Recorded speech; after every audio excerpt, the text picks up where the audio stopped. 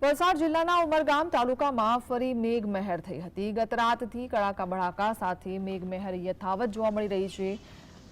ચારે તરફ ભારે બફારો બાદ બીજી તરફ વરસાદના કારણે વાતાવરણમાં ઠંડક પ્રસરી ગઈ છે। નવરાત્રિના મંડપો બાંધવાના સમયે જ વરસાદ આવતા આયોજકો પણ ચિંતામાં ઘેરાઈ ગયા છે।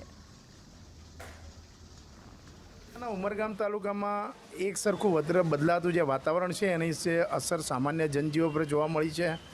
ગઈકાલ મધરાતથી છે તે ફરી વરસાદી માહોલ જામ્યો છે। હાલ પણ ઝરમર વરસાદ ચાલુ છે। ક્યારેક તડકો આવી જાય છે તો ક્યારેક વરસાદી માહોલ છવાય છે, જેના કારણે જે છે તે લોકોના સ્વાસ્થ્ય પર અસર જોવા મળી છે। ગણપતિમાં પણ વરસાદી માહોલ હતો। હવે નવરાત્રિ આવી રહ્યા છે, નવરાત્રિની તૈયારીઓ ચાલે છે, પરંતુ ક્યાંક ને ક્યાંક બદલાતી જે ઋતુ છે અને બે ઋતુનો જે અહેસાસ છે એ સામાન્ય જનજીવન પર અસર કરે છે અને લોકોના સ્વાસ્થ્ય પર અસર કરે છે। રાજેશ પાવસ્કર, GSTV, ઉમરગામ।